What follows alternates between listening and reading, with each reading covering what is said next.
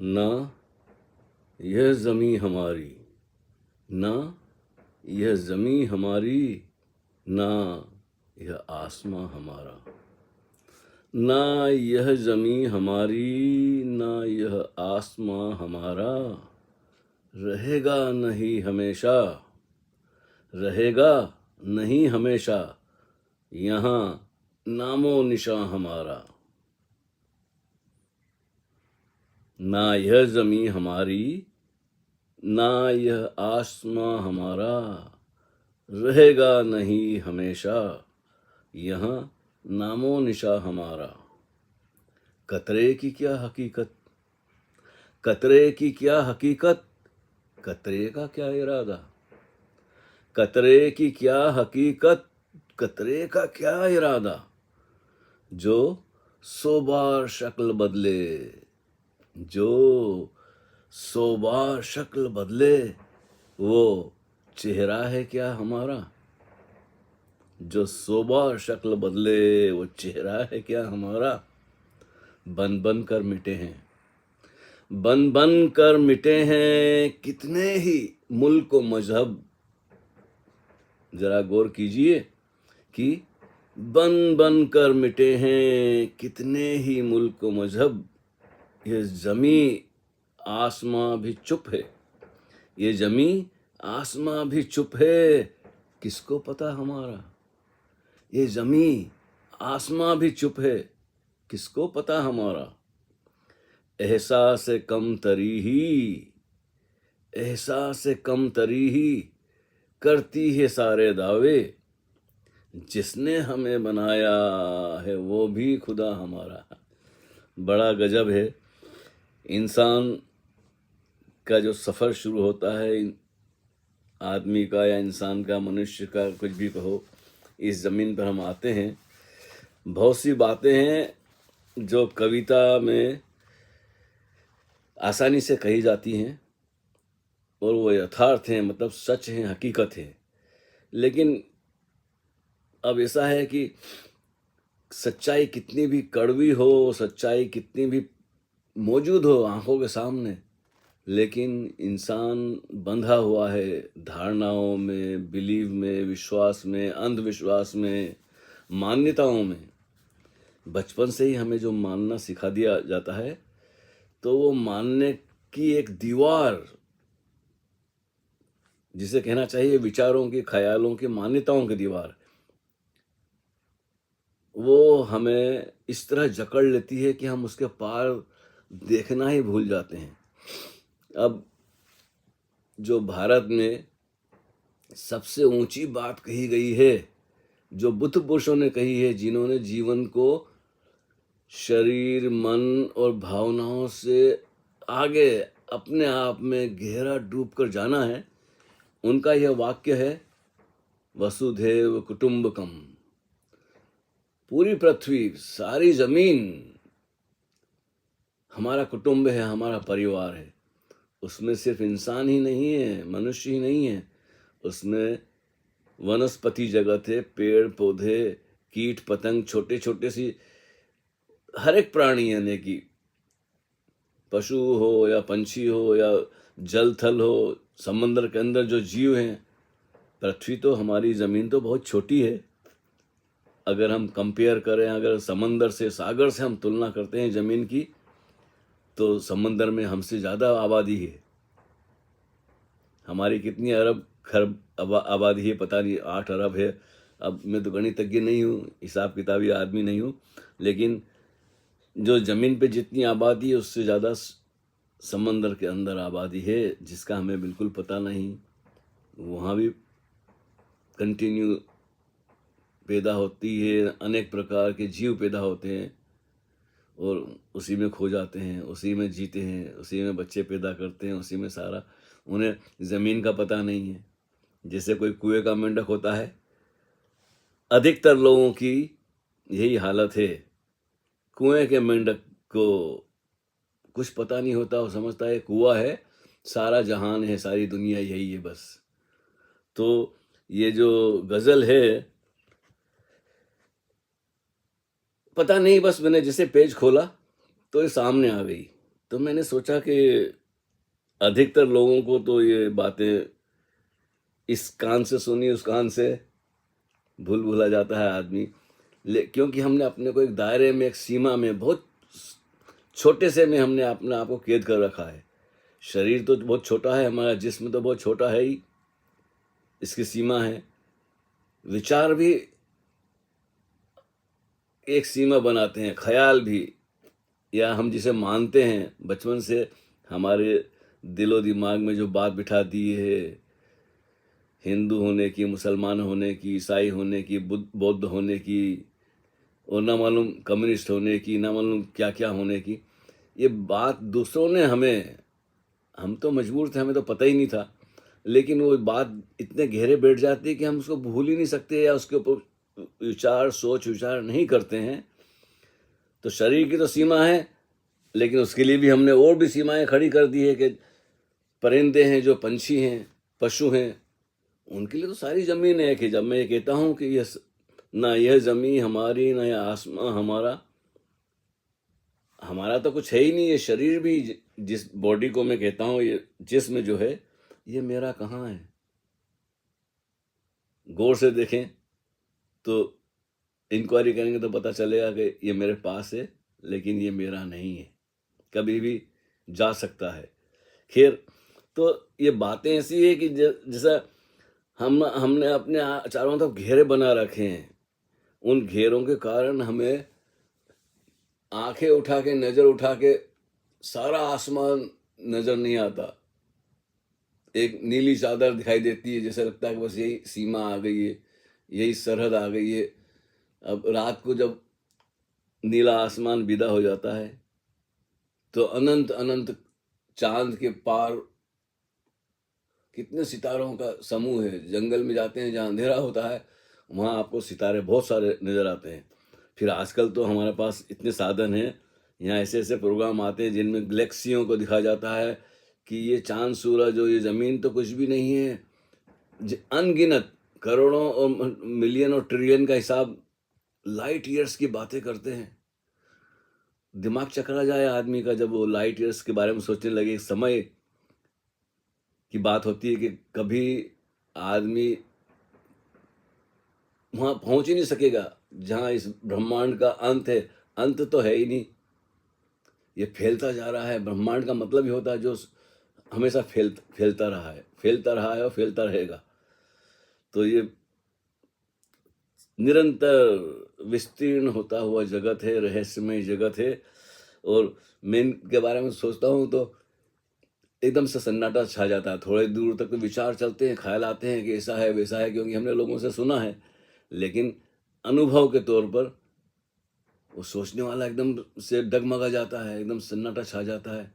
और उस सन्नाटे में ही अगर इंसान ठहर जाए तो अपना होना जो है ना, मैं भाव, अहंकार, ईगो, अना जिसको कहते हैं, जिसको हम समझते हैं मेरा होना है, बीइंगनेस, वो ढीली पड़ जाती है और धीरे धीरे वो खो जाती है, विलीन हो जाती है।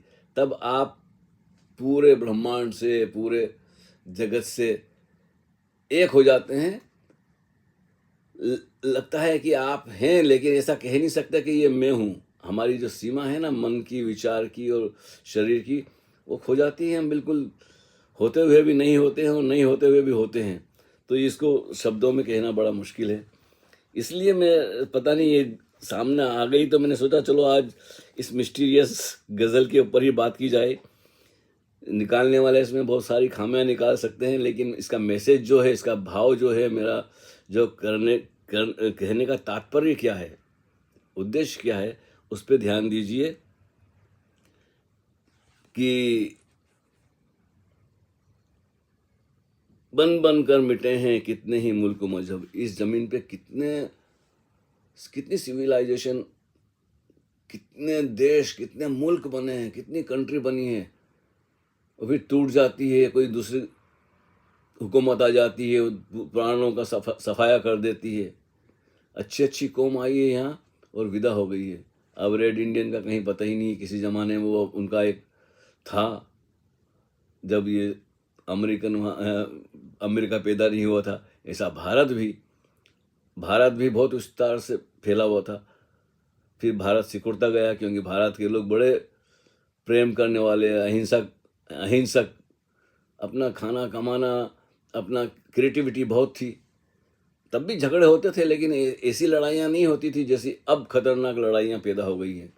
अब रोज़ खबर सुन के भी हैरान होता हूँ कि कितने मुल्क लड़ने झगड़ने को तैयार हैं, और उन्होंने ये ऐसे ऐसे हथियार बना लिए हैं कि अगर कोई पगला जाए तो समझ ले कि पूरी पृथ्वी नष्ट, पूरी ज़मीन ही एकदम से खाक हो सकती है जल के। इतने तो हमने हथियार बना लिए।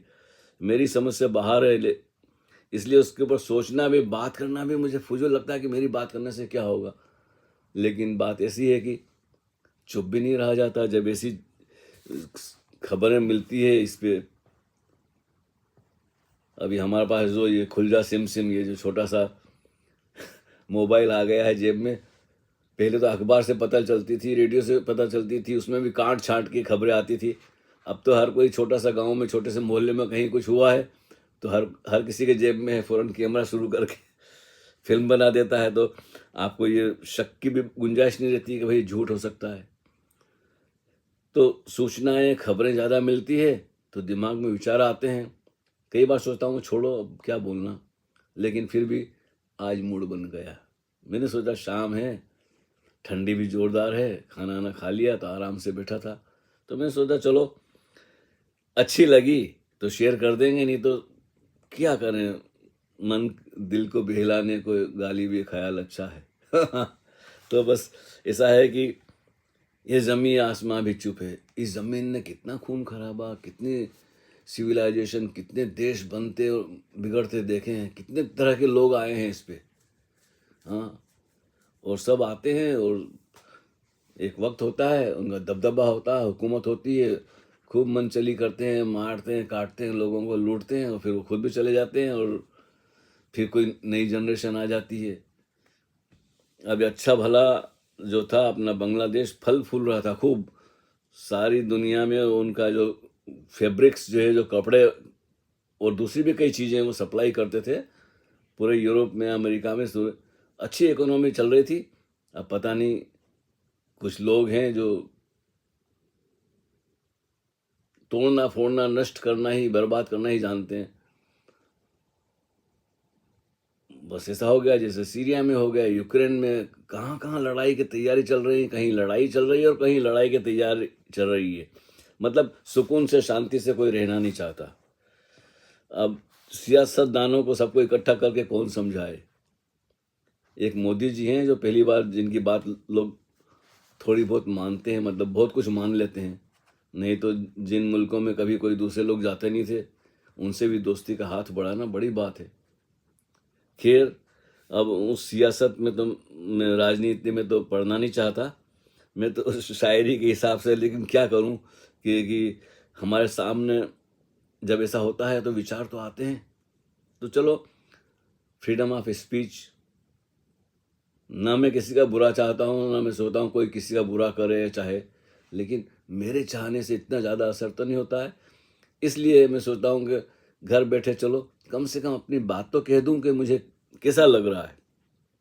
तो ये है कि आगे की कड़ियाँ है कि किस खेत की मूली हैं, किस खेत की मूली हैं, क्या लेके आए हैं हम अपने आप को ही जरा टटोलें, गौर करें कि हम जब पैदा हुए थे तो हम क्या लेके आए थे साथ में, कुछ भी तो नहीं, चड्डी भी नहीं पहनी थी, नंगे आ गए थे, न कोई ज़बान जानते थे, भाषा जानते थे, ना कोई धन दौलत लेके आए थे, ना कुछ, बिल्कुल आ गए थे जैसे एक जानवर पैदा होता है।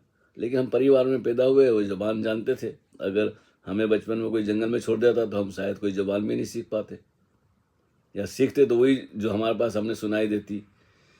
तो हम अपना करें तो हम कुछ लेके ही नहीं आए हैं, लेकिन फिर हम जोड़ते चले गए कि मैं ये हूँ, मैं वो हूँ, ये मेरा है, वो मेरा है। तो किस खेत की मूली है, एक मुहावरा है, लोग कहते हैं, यूज़ करते हैं ऐसी बातें, तंज ताना करते हैं कि भाई तुम आखिर तुम्हारी औकात क्या है। कहने का मतलब यही है, किस खेत की मूली है, क्या लेके आए हैं हम, जिसे अपना पता नहीं, जिसे अपना पता नहीं, वो कहता है जहां हमारा, सारी दुनिया हमारी है। खैर, वसुधैव कुटुंब का तो वही मतलब होता है, लेकिन ये गलत अर्थ में, ये ईगोइस्ट का जो दावा है ना कि सारी दुनिया हमारी है, वो जो है वसुधैव कुटुंबकम, वो हमारा में सब कुछ मौजूद है। जितना मेरा है उतना ही सभी का है। मैं भी यहाँ मेहमान हूँ। सब हर हर हर एक चीज़ हम एक थोड़े से वक्त के लिए है। जो जिंदा हैं उनकी सीमा बहुत छोटी है। जो पदार्थ है, जो मैटर है, उसकी उम्र ज़्यादा है। पत्थर करोड़ों साल जीता है। इंसान है, कीट पतंग है, पंछी हैं, परिंदे हैं, मछलियाँ हैं, छोटे छोटे, उनकी उम्र बहुत कम है। कुत्ते बिल्ली की उम्र, बंदरों की उम्र, गाय बैल की उम्र, ना उन कितने तरह के हमारे पास जीवन है चारों तरफ, लेकिन हम उनके बारे में उनको गौर से देखते नहीं। इसलिए हमें विचार भी नहीं आता कि हम सिर्फ इंसान ही नहीं है। हमें सिर्फ इंसानों के बारे में नहीं सोचना चाहिए, जो इसको बोलते हैं पर्यावरण, जो जो आजकल मौसम बदल रहा है, वो हमारे कारण हमारा बहुत हमने उसने बहुत कुछ हस्तक्षेप किया है। इंसान ने बहुत कुछ बिगाड़ दिया है, बड़ी गंदगी फैला रखी है सारी ज़मीन पर। तो खैर, मैं अपनी बात आगे बढ़ाऊँ, वक्त तो निकलता जा रहा है कि जिसे अपना पता नहीं वो कहता है जहाँ हमारा, और एहसास कमतरी ही, इन्फीरियरिटी कॉम्प्लेक्स, जिसको बोलते हैं इन्फीरियरिटी कॉम्प्लेक्स, एहसास कमतरी, वही दावा करते हैं सारा। जिसको जितना एहसास कमतरी होती है, जो इन्फीरियरिटी कॉम्प्लेक्स का शिकार होता है, वो बड़े बड़े दावा करता है कि ये मेरा है, ये मेरा है, ये मैं हूँ, ये वो, क्योंकि अंदर से उसको लगता है वो कुछ भी नहीं है।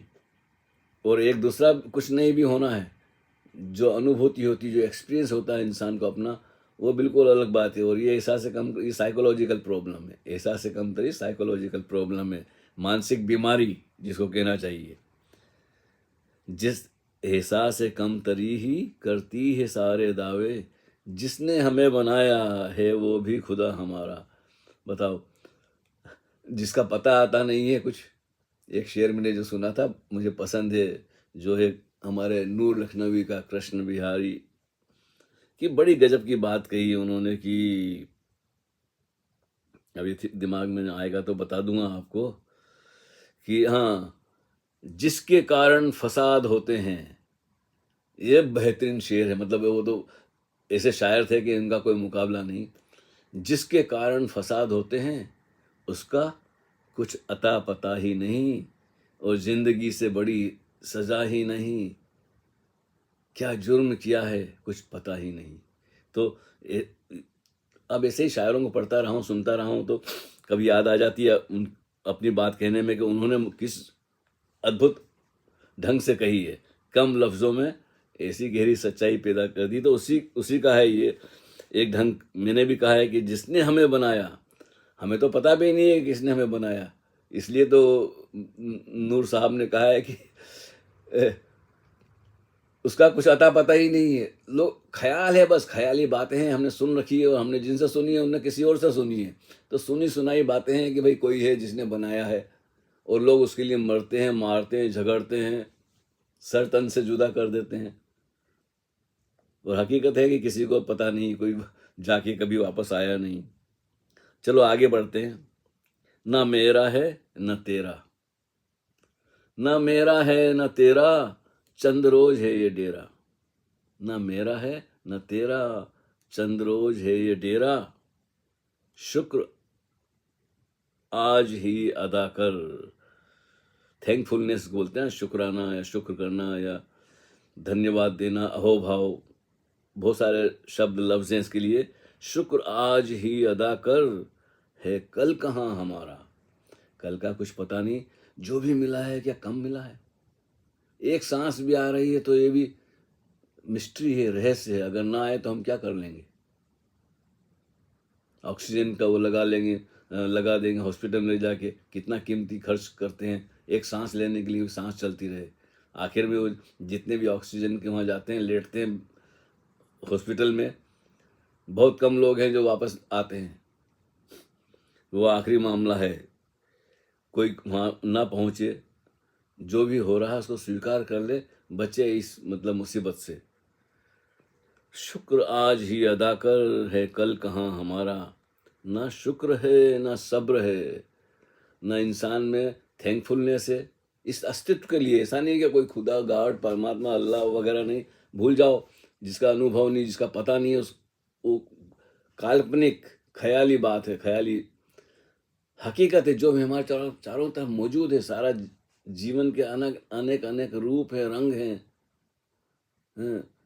उसके लिए सांस आ रही है, उसके लिए शुक्र अदा करो। पानी मिल रहा है, भोजन मिल रहा है, नींद आ रही है, शरीर चल रहा है, तो ये भी बड़ी नेमत है, कुदरत की करामात है, जो जिसको कहना चाहिए करामात है, असली करामात है। ये जिस्म चल रहा है, देखो इतने वर्षों से, बचपन से चल रहा है, बदल रहा है, फिर भी मैं कहता हूँ कि मेरा है।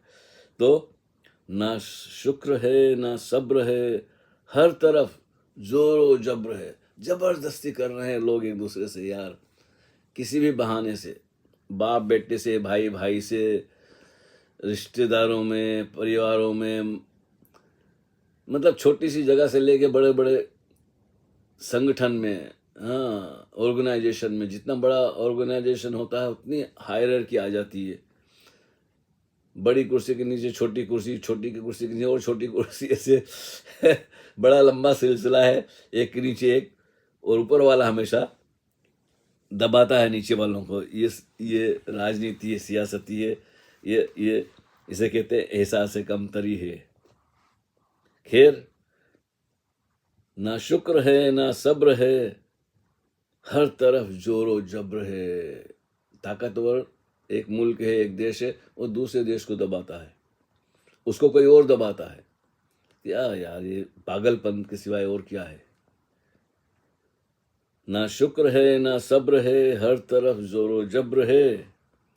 सब कुछ बदल रहा है, सब कुछ बदल रहा है, क्या है यहाँ हमारा।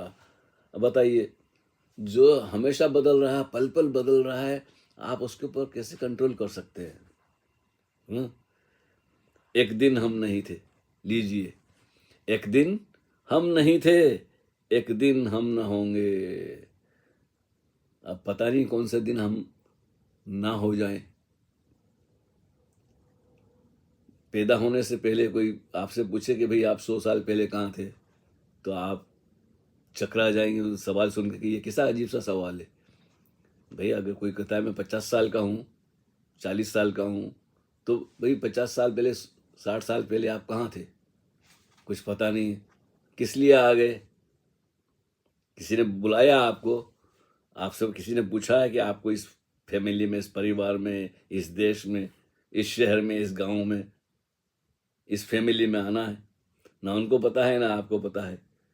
एक शेर मैंने ओशो से सुना था, बड़ा जबरदस्त शेर है, पता नहीं किसका है, लेकिन ओशो से मैंने सुना था, तो मुझे बड़ी उसकी याद आती है कभी कभी, ऐसी बात निकलती है। तो किसी को पता हो तो बता देना कि क्या है कि न इब्तदा की खबर, न इब्तदा की खबर, न इंतहा मालूम। न हमें शुरुआत की खबर है, हमारी इब्तदा की, जब आरंभ हुआ हमारा, जहाँ से हम पैदा हुए हैं, उसके कहाँ से आए हैं, इब्तदा की खबर नहीं। और इंतहा मालूम, नो आखिर में क्या होगा, कहाँ एंड होगा, कहाँ अंत होगा हमारा, उसका भी पता नहीं। हिकायतें हस्ती सुनी तो दरमियान से सुनी। एक कहानी है जो बीच में से हमने सुनी है, जब से हमने भाषा सीख ली, थोड़ा बोलना सीख लिया, बस वहाँ से हमारी यात्रा, वहाँ से हमारा सफ़र शुरू होता है। उसके पहले 2-3 साल का हमें कुछ पता नहीं होता है। जब हमें पता चलता है कि ये मेरा नाम है जो दूसरों ने दिया है, हम उसे अपना नाम समझ लेते हैं, तब से हमारी मेमोरी शुरू हो जाती है।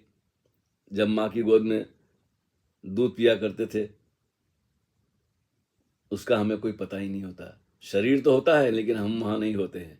तो इसीलिए कहा है कि न इब्तदा की खबर है, न इंतहा मालूम, हिकायत हस्ती सुनी तो दरमिया से। सब बीच बीच की बातें हैं, हमारा आना और जाना, दो ऐसे छोर हैं जिसके बीच में सारा सपना है या नाटक है। लेकिन लोग ऐसा सवाल ही पैदा नहीं करते हैं, शक ही नहीं करते हैं। और जब तक डाउट, शक, संदेह पैदा ना हो, तब तक खोज नहीं शुरू होती है। मान लेना तो बड़ा आसान है। मैं तो इन्हीं में उलझा रहता था, आजकल बंद हो गया। फिर भी एक दिन हम नहीं थे, एक दिन हम न होंगे, एक दिन हम नहीं थे, एक दिन हम न होंगे, कर उसकी तलाश नादां। ये जरा गौर से सुनिए जी। कर उसकी तलाश नादां, जो है राजदां हमारा। जिसको इस राज का पता है, राजदां है जो हमारा, उसको उसको ढूंढो, शायद मिल जाए। उसी को हम बुद्ध पुरुष या सदगुरु कहते हैं, जिसको जिंदगी के रहस्य का, राज का पता होता है। उससे मिलके एक बेचैनी सी, एक तलब सी, एक प्यास पैदा हो जाती है। उसको देख के यकीन आ जाता है हमें कि या ये इससे जरूर कुछ पता है। नहीं तो इतना मौज मस्ती में बेफिक्रा और बेखौफ, उसे कोई डर ही नहीं है। हाँ, ऐसा कोई आदमी आपने इस वक्त देखा है जो इतना निडर होके, इतना बेखौफ होके सारे पॉलिटिक्स पावर के ऊपर, सारे धर्मों के, रिलीजन के ऊपर खुल के बोलता हो, सबको क्रिटिसाइज करता हो, सारी परंपराओं को, सारी मान्यताओं को। बड़ी हिम्मत चाहिए। मैंने उनको उस जमाने में देखा था जब उनके पास कोई सिक्योरिटी नहीं थी। बम्बई में क्रॉस मैदान में आके खुला बोलते थे। उन्होंने पूरा राजनीति के खिलाफ बोला है, गांधी के खिलाफ।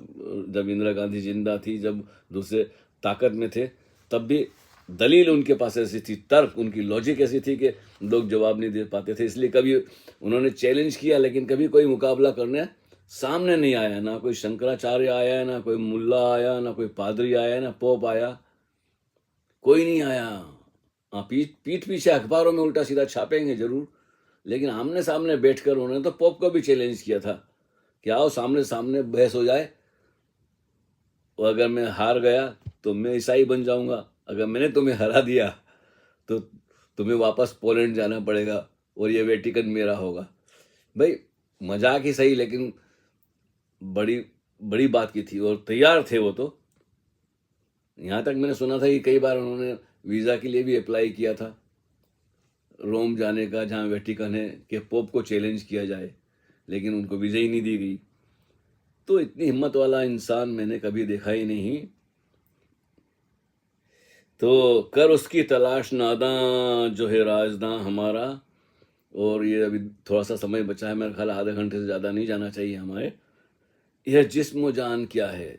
सबसे पहले तो ये पता लगाओ कि यह जिस्म वो जान क्या है। ये जान क्या है मेरे अंदर, जो रात को एकदम गहरी नींद में गायब हो जाती है, पता ही नहीं चलता मुझे अपना। और ये जिस्म, शरीर क्या है जो इतना नाजुक है कि जरा सा ठंडी हो जाए तो छींक आने लग जाती है, जरा सा गर्मी आ जाए तो पसीने में हम हाँफने लग जाते हैं। 1 डिग्री ये 50 ऊपर चली जाए तो सर चकराने लगता है। अभी तापमान गिर गया है लंदन का, तो 0 डिग्री, आप बिना कपड़ों के बाहर नहीं जा सकते। ठंडी लग जाए गए तो टेम्परेचर, एक खास टेम्परेचर में हमारा जीवन है। तो ये जिस्म जान क्या है, पहचान अपनी क्या है, हमारी पहचान क्या है? नाम तो हमें दूसरों ने दिया है, शरीर भी, ये जिस्म भी हमें माँ बाप से मिला है। उन्होंने जो खाया पिया है भोजन, उससे शरीर बना है। हवा, पानी, आग, ये 5 तत्वों का खेल है। फिर आगे की एक पंक्ति है और फिर हम अपनी बात पूरी करते हैं कि यह जिस्म जान क्या है, पहचान अपनी क्या है। अपनी पहचान, इसको बोलना खुद शनास होना बहुत जरूरी है। हम ना आशना खुदी से, हम ना आशना, अपरिचित, अननोन, हमें अपना ही पता नहीं है। तो ये है कि हम ना आशना खुदी से, क्या है यहाँ हमारा। जब हमें अपना ही पता नहीं है तो दूसरा क्या है यहाँ हमारा। और ये सारी जो इसमें पूरी गज़ल में, ना यह ज़मीं हमारी, ना यह आसमां हमारा, रहेगा नहीं हमेशा यहाँ नामो निशा हमारा। ये सारी नकारात्मक बातें लगती है, लेकिन ये सवाल है, ये इंक्वायरी के लिए है बातें कि आपको तलाश करो, खोजो, सवाल पैदा करो। और बहुत से मुल्कों में और मजहब में, धर्म में सवाल पूछना मनाही है। जरूर कुछ गड़बड़ है, नहीं तो भाई सवाल क्यों नहीं पूछे। ओशो ने तो चैलेंज किया है और रोज हमें बोलते थे सवाल पूछो, कुछ पूछना है। तो उनकी आधी किताबें तो सवाल जवाब की हैं। सिर्फ सवाल ही सवाल हैं। यहाँ की बहुत सारी किताबें अंग्रेजी में भी हिंदी में आप देखें तो सिर्फ प्रश्नोत्तर हैं। 10,000 लोग बैठे हैं, जिसके मन में जो आ रहा है वो अपना लिख के भेज देता है। पहले तो ऐसा होता था, सामने बैठे होते तो आमने सामने सवाल हम पूछ लेते थे, फिर वो भीड़, वो शोर शराबा बढ़ जाए तो फिर वो, जहाँ तक वो पूना में थे, वो अमेरिका में थे, तो पहले से हम लिख के भेज दें तो आसानी हो जाती थी बात। बीच बीच में उन्होंने शायरी भी बहुत सुनाई है, ऐसी ऐसी शायरी सुनाई है कि पूछो मत। तो जी ये समय बहुत है। इरादा था कि ये जो सवाल पूछने का है चक्कर, इसके लिए एक ओशो से मैंने एक कहानी सुनी है। चलो 5 मिनट और सही, संक्षिप्त में कहूँगा, मैं कम से कम शब्दों में कहूँगा। वो ओशो ने कहा है कि एक तेली था जी। हमारे बचपन में जो, अब तो पता नहीं चलता, हम बाजार से जाके तेल की बोतल खरीद लेते हैं, सरसों का तेल खरीद लेते हैं, खोपरे का, और क्या बोलते हैं पीनट ऑयल की, तो मूंगफली का तेल खरीद लेते हैं, तिल का तेल खरीद लेते हैं। तो हमें पता ही नहीं चलता कि तेल बनता कैसे है। और आजकल तो मशीनों से बनता है, रिफाइन ऑयल जो बिल्कुल बेकार होता है। असली जो शुद्ध तेल होता है ना, वो ज़रा गाढ़ा होता है, चिकनाहट ज़्यादा होती है उसमें। तो हमारे ज़माने में, बचपन में मैंने देखा है तेली की, तेल घानी जिसको बोलते थे, तो तेल की दुकान हुआ करती थी, और तेल बेचने वाला 4-5 ऐसे कनस्तर लेके बैठा होता था दुकान में। इसमें तरह तरह के तेल होते थे, वो तोल के देता था। और उसके पीछे वो बेल गोल गोल गोल गोल, बेल की आंखों पे पट्टी बंधी होती थी, वो बेल गोल गोल घूमता रहता था, और आवाज़ आती रहती थी, बेल के गले में घंटी होती थी तो, और वो तेल बेचता रहता था लोगों को। तो बरसों का उसका एक कारोबार था, तेल ही था, ये उसका कारोबार था। तो लोग आते थे, तेल खरीद के चले जाते थे, लेकिन मेरे जैसे लोग भी कभी कभी कुछ मुश्किल से एक आधा आ जाता था, या आप जैसे, आप में भी यही क्वालिटी हुई सवाल पूछने की।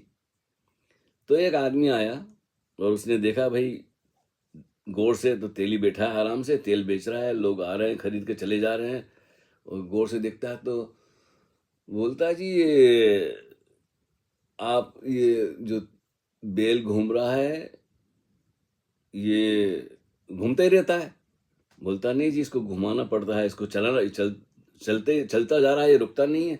बोलता नहीं जी, यही तो तरकीब है, ये चलेगा तो मेरा धंधा चलेगा, अगर ये रुक जाएगा तो मेरा धंधा नहीं चलेगा।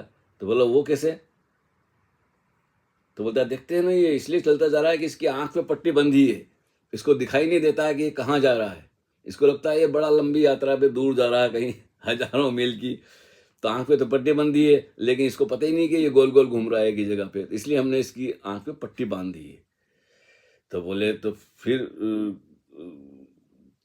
एक रुकता क्यों नहीं है? तो बोलता अगर इसके पहले कि ये रुक जाए, देखते हो उसके गले में घंटी बंधी हुई है, तो ये जब चलता है तो घंटी बजती रहती है, और मुझे भले ही मैं तेल बेच रहा हूँ, बाहर देख रहा हूँ, इधर उधर देख रहा हूँ, लेकिन घंटी की आवाज़ मुझे सुनाई देती है हमेशा। वो जब तक घंटी बजती रहती है तो मुझे पता है कि बेल चल रहा है और तेल निकल रहा है। तो वो भी विचारक था। तो उसने कहा कभी ऐसा नहीं होता है कि ये एक जगह खड़ा हो जाए और गर्दन हिलाए, क्योंकि थक जाता होगा। तो बोलते हैं देखो आप ऐसी बात मत करो, बिल्कुल चुप। अगर बेल ने कभी सुन लिया तो मेरा तो धंधा चौपट हो जाएगा, कि खड़े होके भी गर्दन हिलाई जा सकती है तो घंटी बजती रहेगी। बोलता नहीं, सवाल मत करो, क्योंकि अगर बेल समझ गया तो मेरी मुश्किल हो जाएगी। तो जहाँ भी आपको ऐसा लगे कि लोग सवाल के जवाब देने से कतराते हैं या जलेबी बनाते हैं, उल्टा सीधा डरा देते हैं, जहन्नुम का डर दे देते हैं, ये बुरा हो जाएगा, या वो अल्लाह मियाँ नाराज हो जाएंगे, या यूँ हो जाएगा, तो लोग डराते हैं, सवाल नहीं पूछने देते हैं। जब आप सवाल पूछेंगे तो अच्छे अच्छे भाग जाते हैं, जो अंधविश्वास पे जिनकी की गाड़ी चलती है। हाँ, और वो नहीं चाहते हैं कि लोग सवाल पूछें, क्योंकि सवाल पूछना बड़ा बेसिक ह्यूमन राइट है। अब लोग जी ये, और भी इस कहानी में बड़ा राज है। कहानी तो काफ़ी ओशो ने बड़े ढंग से सुनाई है कि आपको बड़ा मज़ा आए सुनने में, लेकिन भाई वक्त है ना, अगर मैं उसको एक उसी तरह से सुनाऊँ जैसा ओशो ने सुनाया है तो 15 मिनट तो कहानी सुनाने में चले जाएंगे। लेकिन सार आपको बता दिया कि भाई हम चाहते नहीं हैं कि लोगों में सवाल पैदा हों। जिस किताब में को हम मानते हैं कि वो वहाँ से आई है 7वें आसमान से, या फलानी ने करी। अब ये किताब की बड़ी चर्चा हो रही है, वो सैतानिक वर्सेस। मैंने तो वो जब शुरू शुरू में आई थी तो मैं जर्मनी में था, तो मैंने तो मंगवा ली थी, क्योंकि मैं अमेरिकन लोगों के साथ में काम करता था, तो मैंने तब मंगा ली थी वो किताब सैतानिक वर्सेस, वो मैंने पढ़ी थी। तो मुझे तो नावल, एक उपन्यास होता है, एक नावल होता है, इससे कोई खास बात नहीं है, उसमें मजाकिया ढंग से उसने हर बात कही है, बम्बई की भाषा में भी उसने बात कही है। तो वो तो हाँ, सिर्फ वो एक छोटी सी बात उसकी मुझे अभी तक याद है कि लोग बिना सोचे समझे उसके खिलाफ हो गए। उसने उसमें 3 देवियों का जिक्र किया है। वो क्या बोलते हैं, जो काबा शरीफ में थी जो 3 देवियां, क्या अल अल अब देखो नाम याद नहीं आ रहे हैं, जिन जो अभी भी कहीं छुपा के रखी गई है शायद। तो और फिर 1-2 बातें और कही थी उसने कि भाई हाँ, जब वो प्रचार कर रहे थे अपने धर्म का, तो लोग तैयार नहीं थे। 12-13 साल जो जब तक वो मक्का में रहे, तब तक उनके कोई फॉलोवर, उनके कोई शागिर्द बने नहीं थे। और तो फिर उन्होंने वो 3 देवियों के बारे में कह दिया था कि भाई ये भी, मतलब पॉजिटिवली। तो लोगों ने बोला ये तो बदल गया, कल तक तो ये इनकार कर रहा था बुत परस्ती के लिए, और अब ये बोल रहा है। तो उस पर चर्चा चल गई। तो बड़ी ये पढ़ने लायक किताब है, यानी कि कुछ इतना सीरियस नहीं है, इसने कोई बहुत बुरी बात नहीं कही। तो फिर हमारे हजरत मोहम्मद साहब ने कहा कि भाई लोग उनके खिलाफ होने लगे कि ये आपने तो 3 देवियों का अलमुता, और क्या उनका नाम था मैं भूल गया, अज्जा। खैर देखो जी, मैं कोई मेमोरी इतनी ज़्यादा अच्छी, लेकिन ये कहानी मुझे अच्छी तरह से याद थी कि मैंने ये पढ़ा था। तो उन्होंने कहा कि ये मुझे शैतान ने मुझे बरगला दिया था, मेरे कान में शैतान ने बोल दिया था। तो ये मैंने नहीं कहा था, दरअसल जो वही आती थी, जो आयतें आती थी, उनको तो जिब्राइल लाता था या अल्लाह मियाँ की तरफ से आती थी, जैसा भी हो। और ये बात तो ये अल्लाह मियाँ ने नहीं कहा था मुझे, या जिब्राइल ने नहीं कहा था, शैतान ने कह दिया था। तो उस चक्कर में उसका नाम मेरा ख्याल है सैतानिक वर्सेस कहा गया है। बाकी किताब पढ़ने लायक है, और इसमें कोई खास नहीं है कि आपको बहुत मजा आएगा किताब पढ़ने में। एक नावल की तरह है, लेकिन लोग क्या है कि झगड़ा करना चाहते हैं, बात का बतंगड़ बनाना चाहते हैं कि उसको 30 साल बाद भी उसके ऊपर वहाँ अमेरिका में चाकू से हमला कर दिया, उसकी एक आंख फोड़ डाली, जिंदा बच गया, ये भी बड़ी बात है। तो ऐसा है कि इन बातों में ज़्यादा ध्यान मत दिया करें, लेकिन पढ़ना जरूर चाहिए और सवाल भी पूछना चाहिए। नहीं तो क्या है कि हम सभी अंधविश्वास के शिकार हैं। We are victim of believing, everybody whatever you believe, it is you have heard from somewhere else. हमने जो भी हमारा विश्वास या अंधविश्वास, सब सुनी सुनाई बातों को हमने मान लिया सच, और इससे हमें मुक्त होना चाहिए। अपनी खोज करनी चाहिए। जो खोज करने वाले हैं, सबसे पहली जिम्मेदारी है कि हमें अपनी खोज करनी चाहिए। बाकी तो क्या है कि ये हमेशा सा रहेंगे, ऐसा नहीं कि मेरी बात सब सुन के खोज शुरू कर देंगे, बोलेंगे पागल आदमी, कहीं तो बोलेंगे यार ऐसे बकवास करता रहता है, लेना देना कुछ नहीं, फुर्सत में बैठा है। चलो जो भी है, हम अब अपनी बात यहीं रोक देते हैं। सोचा नहीं था, मैं सोचा कि 10 मिनट में बात पूरी हो जाएगी, लेकिन आज तो बड़ी लंबी चल गई चर्चा। अब क्या किया जाए, वो शेर भी इतने सारे थे, और फिर बीच बीच में कुछ बातें याद आ गई है। तो आप सभी को नया साल मुबारक, और फिर से मिलते हैं दोबारा। हरिओम तत्सत।